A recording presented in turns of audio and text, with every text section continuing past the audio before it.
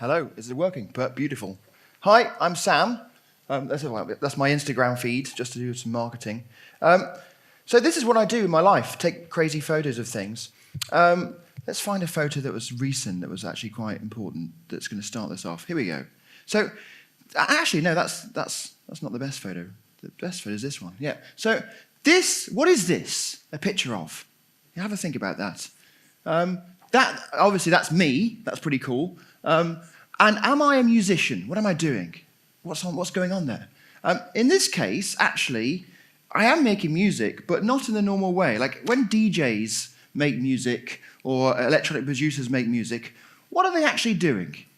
Can you tell there what I'm doing? I mean, I could easily be writing some emails, or I could be, what would you be doing? I could be pressing play on a thing I've already sort of scored, or in this case, I could be writing code. And that's what I was doing on that stage. And I was projecting the code on the screen. And here the code is mixed up with some visuals. And on this picture it's a bit clearer. You can actually see the IDE, the development environment, and the programming language I was actually using to perform on that stage crystal clear. Now, I don't know about you, but I don't really do much these days, but I used to watch a lot of television, and when I saw programming on the television, on films, it was always a bit of a joke, wasn't it? I mean, you've got the spinning cubes, you've got the matrix falling down. How realistic is programming when you see it on the media? So the majority of people in the world whose experience of programming is zero, they've got their knowledge of programming from watching TV programs. I remember watching this American program. I think it was very tongue-in-cheek, but it's a really good example of how ridiculous these things are. So there was a crime scene investigation, someone was on the computer, then suddenly the computer was being hacked, right? And so obviously what happens when you get hacked is the screen starts moving around, and all the windows start popping up and appearing. Obviously, that's what happens. And so they could see that they were being hacked very visibly, and so they started to try and unhack. And so, and they're giving this, they're saying like, the hackers through the firewall, this round the routers, and all this ridiculousness, which was already crazy. And then the best bit was that the person who was trying to defend against this hacker clearly wasn't doing a good enough job. So another person came and shoved them aside, and instead of taking the keyboard to continue, took half the keyboard, right? And the other person took the other half, and together, combined efforts, they're able to defeat this. And this is what people perceive programming in. And so here, we actually have an audience watching me perform who probably, for a lot of them, for the first time, they're seeing actual real programming in an actual life. And I think that's really interesting. And I think it's particularly interesting because am I making a business app here? You know? Is programming just for business? How many of you here are programmers? I'm trying to look at this, right? How many of you work in business? Oh dear, right? This is a problem for the world. How many of you can read or write? Not very many. Latvia, you need to up your reading and writing game. Okay, how many of you who can read or write only use their reading and writing skills for legal documents? Right? Not that many. That's unfortunate, isn't it? To perceive that the majority of programmers use their programming skills for business, yet when we write and read, we don't just use those skills for legal documents. We write and read love letters and poems and shopping to-do lists and all sorts of exciting things with our writing skills. We don't just use it to write contracts. And so I think this is interesting for me, is to try and give people an experience of programming which is much broader than our current ideas of programming. And it's also particularly important because what we want to do is not just give people an experience of what code really is, but give them the opportunity to start themselves, and to give them the motivation to do exactly that. And so what I'm hoping here is that when the people see me perform, they go, what on earth is that? How do I do this? How do I get started? And they can find out that actually this environment, see if the websites work, is a open source software which I developed called Sonic Pi. It's entirely free. They can run it on their PC, they can run it on their Mac, and also, if they can't afford those or don't have them at home, it also runs on a Raspberry Pi computer. So in fact, it's installed by default, and that's where the Pi name comes from. It was originally developed for the Raspberry Pi, but has since moved to other platforms. And so this, to me, is like, actually, you like that, you could try making your own crazy music and become your own future DJ yourselves by just downloading this software. And this software was originally developed not actually for this experience here, although that came about. The software was developed to teach children how to code. And that was a very interesting starting point. So I was in schools in the UK, and it was about 5 years ago, the government in the UK, they announced a new curriculum. So this is sort of a fancy word to describe what the schools should teach. And they introduced computer science, proper computer science, into the curriculum. And all the teachers were really quite scared, actually, and still are, and panicking about how can they, and a lot of these teachers who are teaching computer science didn't have and don't have computer science degrees, which is not like mathematicians in schools always pretty much all have maths degrees, or the physics teachers have physics degrees at university. Not that many computer science teachers have computer science degrees. So not only are they concerned about whether they can actually teach the material, they're also concerned about how on earth can we get kids coding? What's going to get them excited? So I remember, it was about 5 years ago, they obviously went and found a lot of old programmers, obviously with beards usually, and a very gendered approach, and asked them, what got you excited about programming? And of course, if you ask me, or if you ask many of yourselves, it's obviously sorting algorithms, yeah? Love sorting algorithms. Yeah. And so they were, great, sorting algorithms, and they wrote that down. What else? Binary arithmetic. Oh, cool. All right, okay. So they then started making these schemes of work, these lesson plans to excite children, and they gave them amazing titles like Give Binary a Try. Because obviously once you've tried binary, you're never going to go back. And the other one was, Have Fun, which is a good start, with sorting. So I don't know about you, but they might be the titles that might have excited me, but they're not going to excite the rest of the class I was in. Right? And I already was going to find programming and computing in my own way, so they shouldn't really necessarily be appealing to me. They should be finding ways to appeal to everybody else. And I think that approach doesn't really work. And so I was interested about how do we get kids possibly coding and getting excited about code. And so to me, making music seemed like a really interesting approach. And it's not a new approach. People have been teaching kids how to code for many years. In the 60s and 70s, we had the Logo language was created. And so these amazing people like Seymour Papert and Cynthia Solomon and Marvin Minsky were experimenting with giving kids the creative powers to make their own artistic outcomes. And they had big robots driving around the floor, drawing beautiful pictures. They also had music as well. So this was in the 60s and 70s. So this is not new. But you don't really see much. The problem is that although you might have individual efforts that happened 50 years ago, they don't seem necessarily to have built up the momentum that we're really seeing exciting ways to get people programming now. So this is an opportunity. And so I developed this environment called Sonic Pi. And it's entirely free. It runs on the Raspberry Pi. It was installed on the Raspberry Pi, but obviously I'm using it on my Mac here. And you can type in words, magical words, and you can run the magical words, and you can do what all programmers do every day, and that's get an error, right? And I think this is really important because I think it's really weird, but a lot of people I've spoken to, especially teachers in schools, they have this weird view that programmers are always in some correct state. We're like some perfect machines.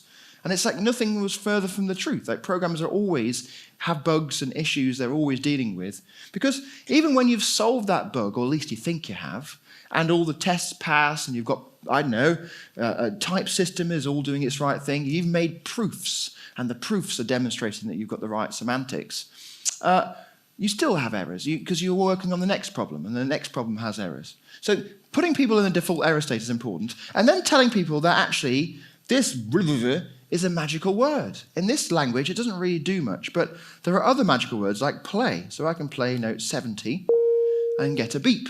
And so for many people, actually, around the world, this has been their first complete computer program they've written, is this play 70 or play whatever number you want, because numbers have this beautiful property, right? They can go up and they go down.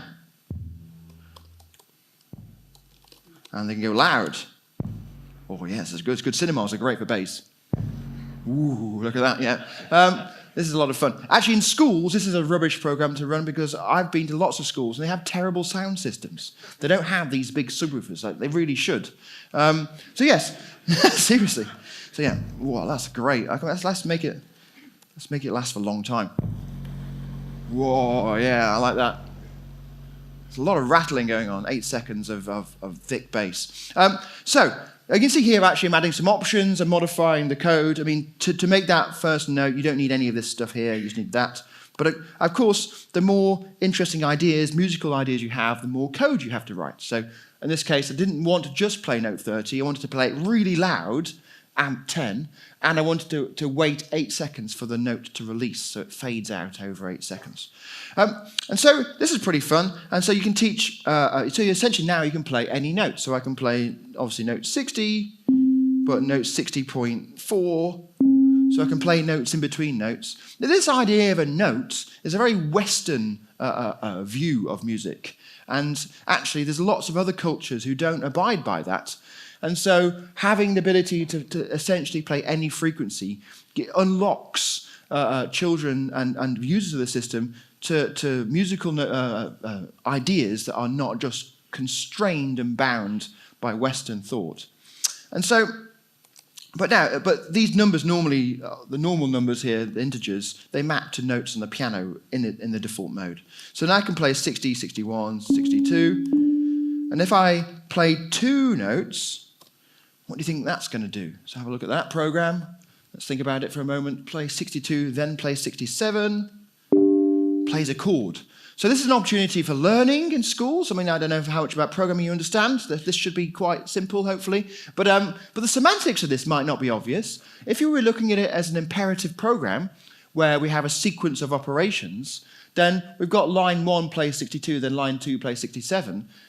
We can then use this as an opportunity to talk about how fast computers are. And it plays 62, then 67, but so fast after each other that you couldn't hear the difference, right? You can't hear that there is a slight difference between there. Well, that's how it originally worked.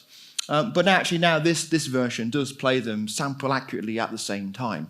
And this is a really important property of music because timing is essential.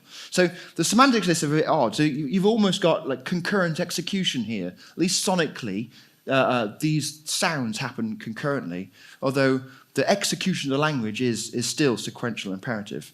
And so to make some sort of human distance between the times, we need one more command, and that's sleep. And now we have the ability to make any melody. Now that's obviously exciting all of you. I can't see because of the very bright lights of this projector. So I'm imagining all of your faces being super excited at this point. Because clearly you can see that we have access to pretty much all of Western music. So with these 2 commands, you can make any melody you've ever heard and will ever hear, which is pretty cool. And kids do that, right? And you can do this too. And so just like in Logo, I was talking before in the 60s, with just 4 commands, pen down, pen up, rotate and forwards, you can draw any picture. With these 2 commands, you can make any melody. And this is really important because what it does is that with just a very simple set of operations, gives great expressive power and gives it in a way that 10-year-old children can just run with, and they do. I mean, my niece, when she was 6, she'd written 80 lines of code as her first program. And I was like, wow, that's amazing. She said, I'm not finished yet. And she was still going. And it was just, it's literally play, sleep, play, sleep, play, sleep. Now, obviously, I'm not just doing that here, right? I mean, can you imagine me going on stage? That's it, right? And everyone's like rocking out to that. So what is the difference between that and doing something on stage like this, right? So, and this is an important journey because I think really that when you go into schools, for example, and say, right, children, we're going to learn an instrument. Which instrument would you like to learn? Often they'll say something like the guitar. And you'll say to them, why the guitar? And they'll say, well, I've seen Taylor Swift, she has a guitar, or Jimi Hendrix, he was amazing, he had a guitar. I want that wooden thing that goes round the neck with the strings. What is that? Oh, it's a guitar. They don't necessarily pick it up because it's a beautiful object or something they have affinity to, in the same way much of us will probably have an affinity to programming because it just, in our brains, it matches and it's exciting and triggers us. That's not the same for most people. And so this is my attempt, essentially, to make the Jimi Hendrix guitar of programming. Because I want kids to say, I want to learn to program because I saw this amazing DJ programming. Right? And that gives them the motivation to learn. They're not learning because they're being told to. They're learning because they want to. And they'll want to because it gives them the tools to express themselves in ways that they couldn't before. So this is really important. The musical performances aren't just a fun thing. They're not just a thing to create an intervention in society to show people that programming is not just for business. It's a very creative pursuit. It's also an opportunity to provide the role models and the motivation to actually get started. And so how do I take this to something like that? Well, first of all, this Play 62 plays the sine wave. It's the most basic, simple sound you can possibly create, or at least describe mathematically. Actually, it's very hard to create perfectly. It's impossible to create perfectly, but it's a very pure tone. And so I can actually, first of all, have access to lots of different synthesizers. So let's use the D-saw or square. That actually works quite low. It's nice. Or the Prophet synthesizer. And I can also, the numbers don't mean anything to a lot of people, but they have this property that can go up and go down. And that's a beautiful thing because a lot of sort of in the Western world, we put too much priority on formalization. So like you need to know about the scales and you need to know about tonics and dominant fourths and minor sevenths and all this sort of jargon. And that can be useful, but to get started, that's just friction. So people know about numbers, but if they also know about these ideas of Western notes, I can also play C1, like that, right? And I can release it over 8 seconds. But what Western notation doesn't have is it doesn't have a note. So Western notation allows me to say, with violin, play this note for this long, right? But it doesn't have, actually, with this effect. So here, let's play with a cutoff.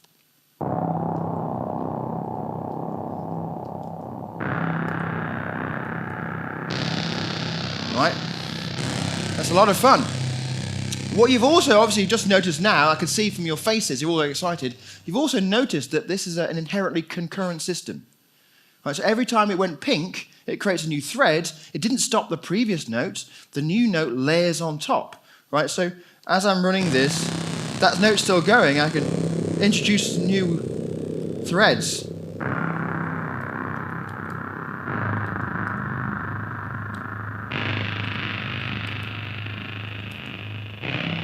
Yeah, so that's an interesting thing. So in schools, I'm teaching concurrency, which a lot of people think is a crazy idea, but actually I'll get to in a moment why it's actually really both fundamental and easy. Like concurrency is not hard. I don't know if you agree with that. Share it, it's like coordinating states. That's the hard bit. But doing two things at the same time, anyone can think about that and visualize that. That's not hard, right? It's just managing and coordinating stuff when you want to share it across the threads. So having two people dig a hole and another person dig a hole at the same time, and you can imagine 10 people doing that, that's quite easy. 10 people all working together on the same hole, so they're not like fighting, one person's not filling in the hole while the other person's digging it, or they're not hitting their spades together. That's much harder. And here we have no coordination, so that's not a problem. Right, so we have the ability to make different sounds, and there's lots of different synthesizers. In fact, each of those synthesizers is, let's just look for synthesizers. I don't know if some of you have ever seen these kind of things before. Pictures of synthesizers, images. Yeah, so I mean, these are also really complicated objects. Look at this one. That's amazing, isn't it? Well, let's get a picture of this. Google Ad Services. Make noise, black and gold. Look at that thing. So that's a complicated thing. And actually, my synthesizers are at least, if not more, complicated than these. But it doesn't expose all that complexity. You just get that very simple play 30, play 70. But if you want to access all this kind of stuff, it's all there, but it's in forms of code. So in the case of the used synthesizer Prophet, I can look for the different options here. And in this case, this has got 4, 7, 10, 13 different controls. So this is not as complicated, but this is a fairly simple one. And each of those values is something you can change and control, like the cutoff. But in addition to these kinds of synthesizers, there's also the idea of a sampler, something that can take pre-recorded sounds. I'm sorry? Your MacBook is running out of... Oh, yes, that's a very good point. So I need to plug it in, which, unfortunately, I don't have my power here. Okay, I'm going to do my bag. I'm going to talk and plug in my things. Okay, so in addition to the synthesizers, we have the idea of a sampler. So a sampler is something that takes pre-recorded sounds, and there we are, passport, and is able to play those back. And that's a really critical thing, because you don't want to just rely on mathematics to be able to try and generate the sounds that you want. It's much easier often just to take a microphone and to record the sound and then play that recording back. Right, now we plug this in here. Are we good? Yeah, that's great, great. Okay, so now that, thank you.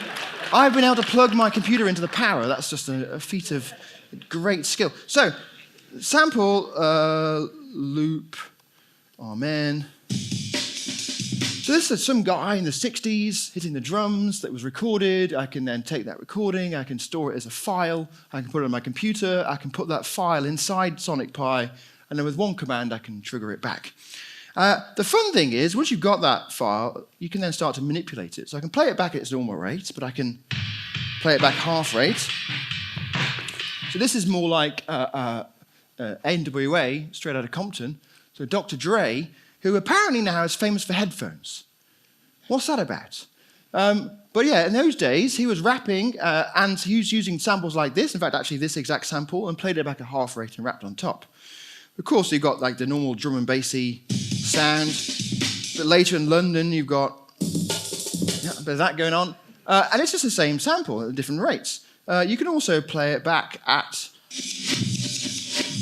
backwards, right, by using a negative rate. So, which is a lot of fun. Or you can make it into some sort of horrible horror film, like this kind of, by doing this kind of thing, right? But in the 90s, there's this whole genre of music called jungle. Sorry, all my bags are all falling out here. Jungle music. And what they did is they took samples like this, and they sliced up individual drums, and so they did it all very manually. So they took the waveform, found where all the drums were, cut and pasted them, and then reordered them into different orders. And that whole genres of music was this approach. And so the goal with Sonic Pi, as you've seen so far, all the code I've shown you, is simple enough for a 10-year-old child. And everything I'm doing has to be simple enough for a 10-year-old child before I even put it in as a feature. So it's really easy to imagine new ideas. Then you've got to think about how does it actually, can I build that? Then you've got to think about, does that solution tessellate well? Does it work well with all the other abstractions? And then, can I actually go into a school and teach it to a 10-year-old child? And usually the answer is no, because it's complicated. How many of your systems can you teach to a 10-year-old child? Yeah? That's a problem for you. Because honestly, it's not like a silly challenge. If you can make your system simple enough for a 10-year-old child, the wins are unbelievable. Like in terms of your use of it, it just makes it much easier to work with. It makes it easier to onboard and teach. It makes it easier to maintain. Makes it easier to write documentation. There's a lot of wins if you can simplify a system. But although I have found, certainly with this project, making something simple is the hardest part. Making something work isn't that hard. Making something work reliably is much harder, but making something simple is really hard. So I thought about this for about a year, and it took me a while to get to the point where I realized, actually, wouldn't it be nice to treat this sample as an array, as a list of individual drum hits? So I built a system which just sort of automatically does some a feature detection on the sample, finds all the different drums, and then allows me to index into the sample like this. Now, this is fun because what you can do is you can create a loop and sleep for a short amount of time, and you can repeat this. Yeah, that's fun. Or like this. Or I can pick something random. Right? Now, that's a lot of fun. Now, you can do lots of other things with this as well, but based on randomization, which I probably don't have time to go into. But you've already got the building blocks to something exciting. And what's really exciting as well is that kids in the classrooms will write this bit of code, and they'll write another loop like this, and let's do like a bass drum house and sleep for 1.5 seconds. And right, they've got their bass drum, and so they're saying, actually, I want to play both the house bass drum and the amen break at the same time. And now this code I'm showing you now, variants of this, I've seen in pretty much every workshop I've ever given, regardless of age, within a couple of hours, right? They're like, you've got to the point where you've explained loops, and they go, okay, cool, I want to have 2 loops playing at the same time, and they'll write this code without you suggesting that it's even possible, right? You've just shown them the loop. They'll write this code and they'll run it, and I'll put the hand up and say, I'm sorry, I'm trying to run these 2 loops at the same time, but I can only hear the first loop playing. Can you explain why? Right, and this is a good interview question. Why can't we hear the bass drum? Right, well, loops are like black holes, aren't they? They suck in the program and keep it there forever. And so that top loop, like between lines 1 and 4, just loops around forever. And you never get to line 5 or line 6 or line 7, ever. Right, this is a problem. And so I look at this and go, oh, okay, they need to do some sort of threading or concurrency here. And so I say to the teacher, can we teach them some sort of concurrency? Because they want to play the drums at the same time as their bass. You know, and the teacher said, ooh, that sounds good. Is it on the curriculum? You know, so sequencing, conditionals, abstractions, algorithms. No, it's not on the curriculum. And the teacher says, sorry, can't teach it. And I don't know about you, but you go to the child, right, and say, sorry, you've got to wait till you're 18. Because if you really want to do this, you can do it at university. That's when they'll teach you about concurrency. And this, to me, is deeply, deeply tragic. Because how many of you actually have been into schools to help teach computer science? A few of you. You are all beautiful people. Thank you. And the rest of you really need to think about, if you have some spare moments, to spend some of your time sharing your skills and knowledge with those who really would benefit from it, and especially in the classrooms. And when you go into a classroom, it's a really weird experience in terms of how little time you have to actually communicate. And also the amount that the individuals really are able to focus, because they're children, they can't focus, but also the subjects may not be super interesting to them, or something that they have time for, or it might be about to be lunchtime, so they're thinking about their food.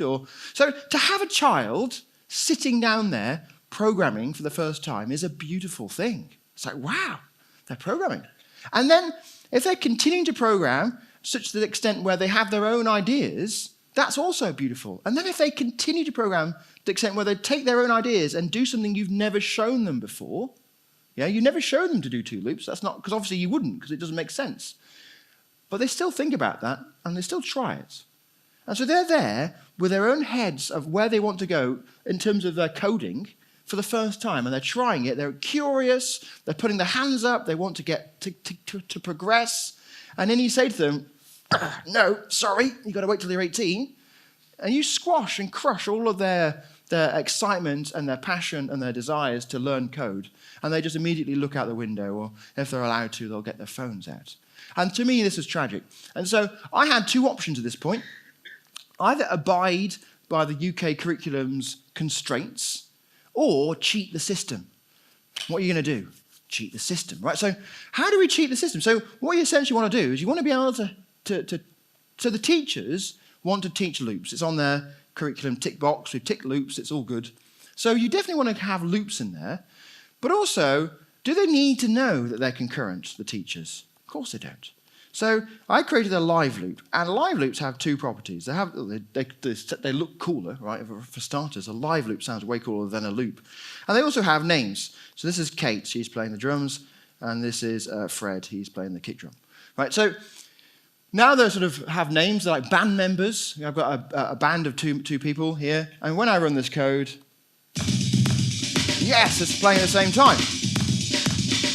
So we have concurrency for free, which is a huge win. And the teachers don't need to know about it, they're doing concurrency. Even better, right? The kids they just write this. So you don't teach loops, you teach live loops. And they write this and it just does what they expect.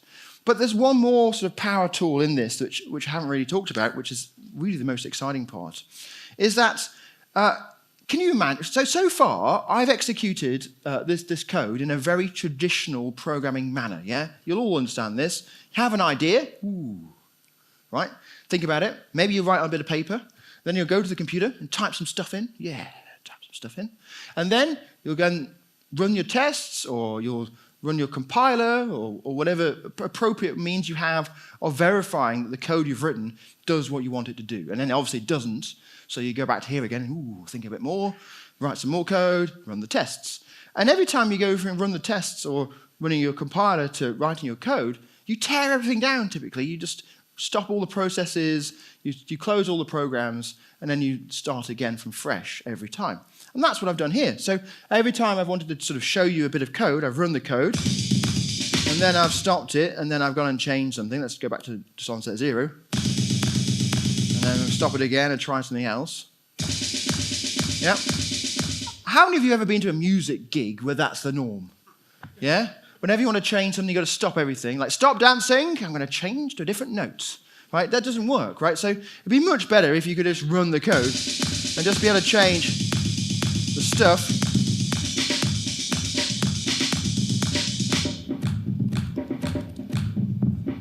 Yeah? And then have it just automatically change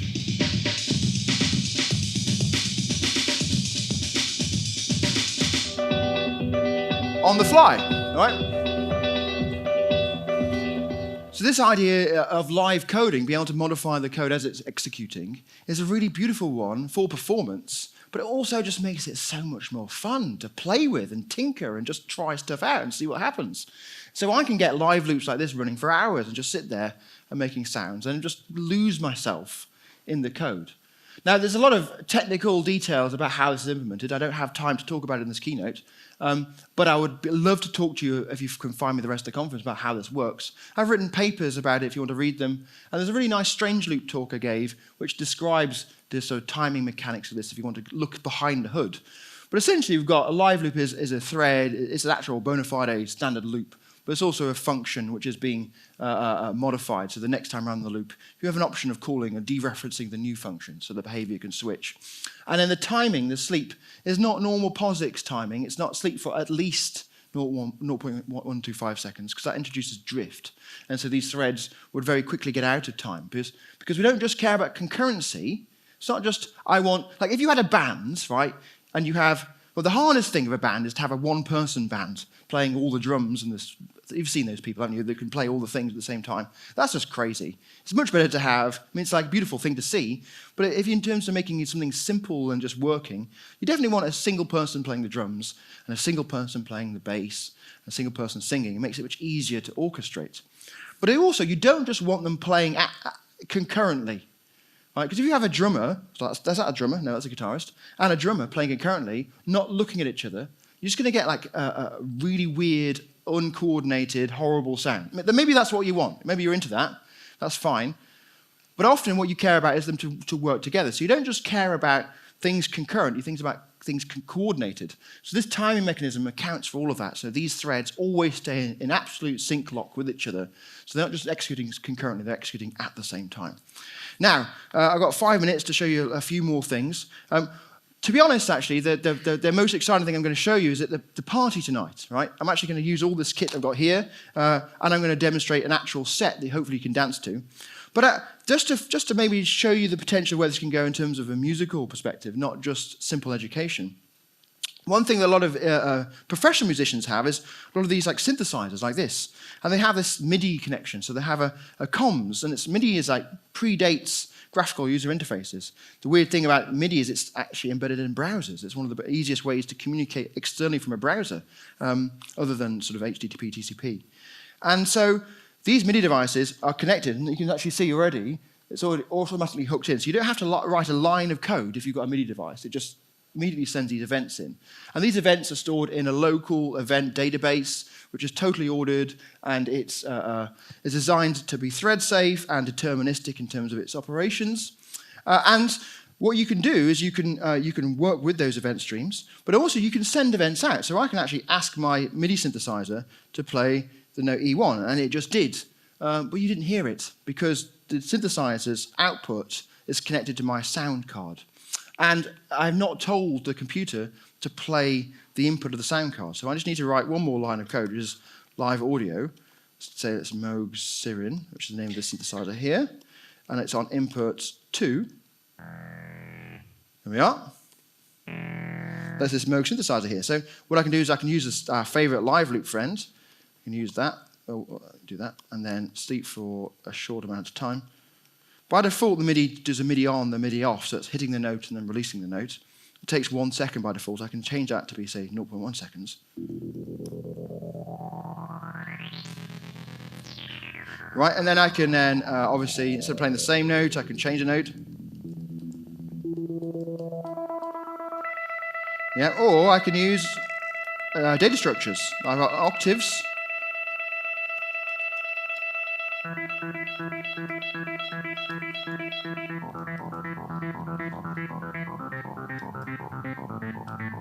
Yeah. I also can introduce another live loop. Let's call this bar. Let's synchronize it with foo. So I can actually create a new live loop and use thread-barring synchronization techniques, sharing the logical time across the threads, to then play like my bass drum.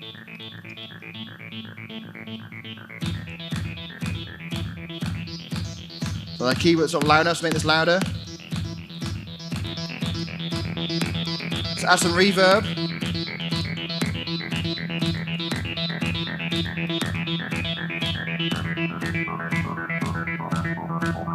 Kick drum's too crunchy, so let's make it.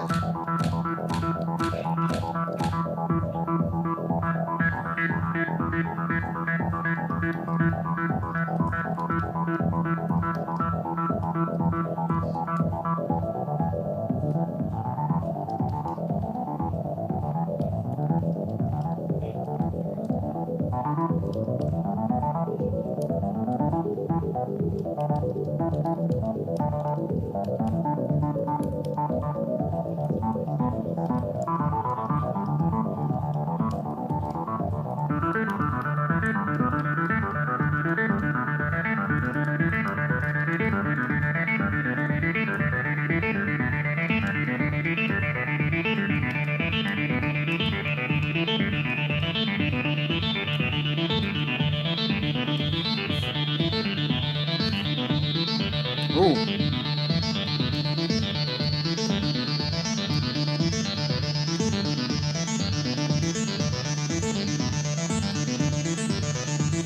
Ah.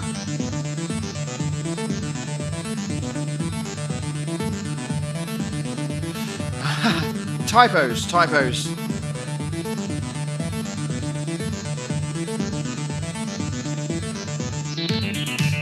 Here we are.